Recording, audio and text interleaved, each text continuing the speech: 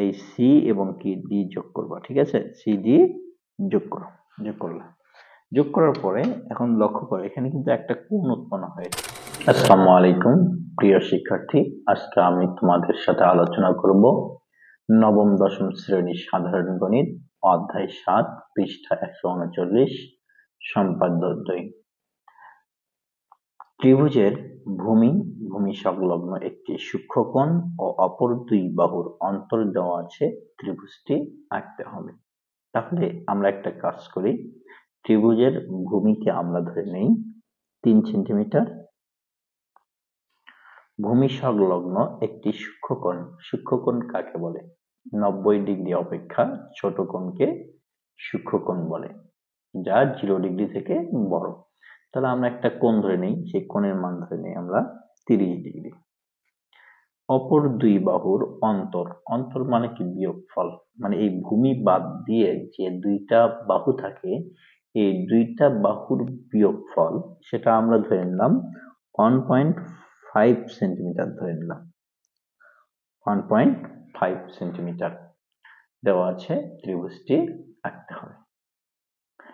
তো এখন আমরা কি করব, প্রথমেই আমাদের অঙ্কনের শুরুতে যেটা সতর্ক রাখতে হবে, এই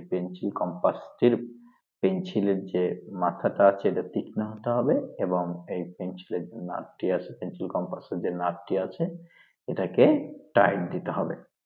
ওকে, তো শুরু করা যাক। দেখো তাহলে আমাদেরকে কি করতে হবে, ত্রিভুজের ভূমি 3 সেন্টিমিটার নিতে হবে। তাহলে আমরা সবসময় কিন্তু এই যে 0 থেকে কিন্তু অঙ্কন করা শুরু করব। অনেকেই আমরা কি করি, এই স্কেলের এই প্রান্ত থেকে নেই, এই প্রান্ত থেকে কিন্তু নেওয়া যাবে না। আবার অনেকেই এই 1 সেন্টিমিটার থেকে নেই, সেটাও কিন্তু নেওয়া যাবে না। ঠিক আছে, আমাদেরকে কি করতে হবে, শুধু এই 0 থেকে দাগ দিতে হবে। 0 থেকে আমাদের যেহেতু 3 সেন্টিমিটার পর্যন্ত আমরা নিতে চাইছি, তাই আমরা 0 থেকে 3 সেন্টিমিটার নিলাম। ঠিক আছে, এটা হচ্ছে ভূমিকে আমরা ধরলাম এ ধরলাম হচ্ছে 3 সেন্টিমিটার। এবার আমাদের ভূমি সংলগ্ন একটি সূক্ষ্মকোণ, এটা একটু পরে আঁকাই। অপর দুই বাহুর অন্তর দেওয়া আছে, দুই বাহুর অন্তরকে ডি দ্বারা প্রকাশ করি আমরা। তাহলে অন্তর ডি ইকুয়াল হচ্ছে 1.5। তাহলে আমরা 1 ঘর নিব, নিয়ে এই যে ছোট যে পাঁচটা ছোট পাঁচটা ঘর আছে, এই পাঁচটা ঘর নিব, তাহলে 1.5 হয়ে যাবে। এই যে 1, তারপর ছোট 5 ঘর নিব, তাহলে 1.5 হবে। ঠিক আছে, এটা হলো আমাদের ডি হচ্ছে 1.5 সেন্টিমিটার আমরা নিয়ে নিলাম। এখন আমরা কি করব, একটা কোণ নিব, এই কোণের মান আমরা নিব, এই কোণ নিব হচ্ছে কি x নিব। ঠিক আছে, কোণ x নিয়ে এখানে আমরা কি করব, x এর জায়গায় আমরা যেহেতু 30 ডিগ্রি কোণের কথা চিন্তা ভাবনা করেছি, তাই আমরা 30 ডিগ্রি কোণ আঁকাবো। কোণ অঙ্কনের জন্য তোমাদেরকে যে কাজটা করতে হবে, এই যে 0 বিন্দু আছে এটাকে কি করতে হবে, দাগের একদম শেষ প্রান্ত বসাইতে হবে। বসায় এই যে 0 যে দাগটা আছে, এই দাগটা ওই দাগের উপর স্থাপন করতে হবে। ঠিক আছে, দাগের উপর স্থাপন করব।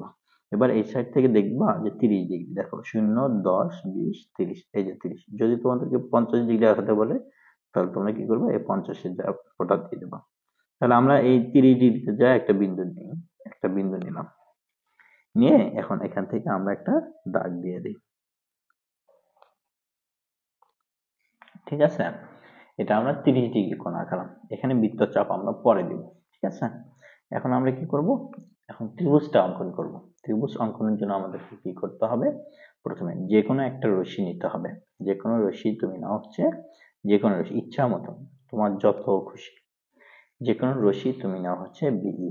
ঠিক আছে, যে কোনো রশ্মি বিই নাও।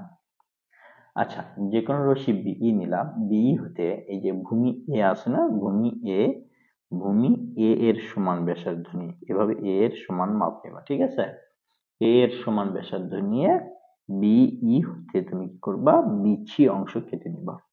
বিই হতে বিচ্ছি অংশ কেটে নিই। তাহলে আমরা কি করলাম, যে কোনো রশ্মি বিই নিলাম, বিই হতে ভূমি এ এর সমান করে বিচ্ছি অংশ কেটে নিই। ঠিক আছে, এটা কার সমান, এ এর সমান। আচ্ছা, এখন আমরা কি করব, এই বি বিন্দুতে কোণ x এর সমান ব্যাসার্ধ নিয়ে একটা কোণ অঙ্কন করব।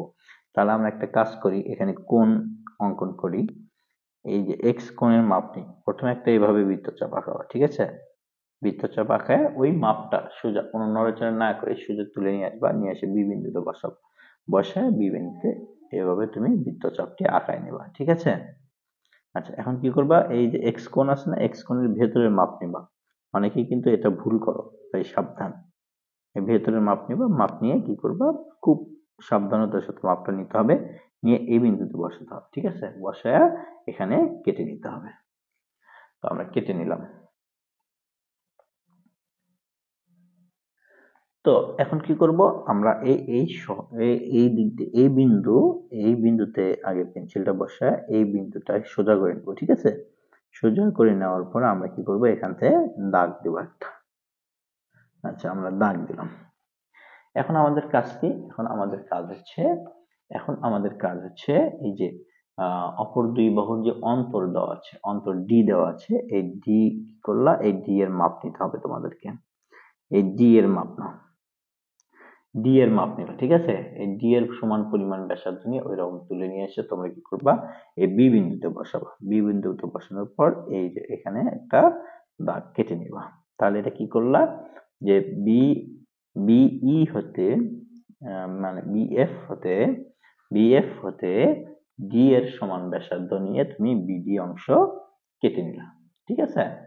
এবার তোমার কাজ হচ্ছে কি, এই যে ডি এবং সি যোগ করা। ডি, এই সি এবং কি ডি যোগ করবা। ঠিক আছে? সি ডি যোগ করো, যোগ করলা। যোগ করার পরে এখন লক্ষ্য করো, এখানে কিন্তু একটা কোণ উৎপন্ন হয়েছে। আমরা পেন্সিল কম্পাসের সাহায্যে এই কোণের পরিমাণটা নিয়ে নিব। ঠিক আছে?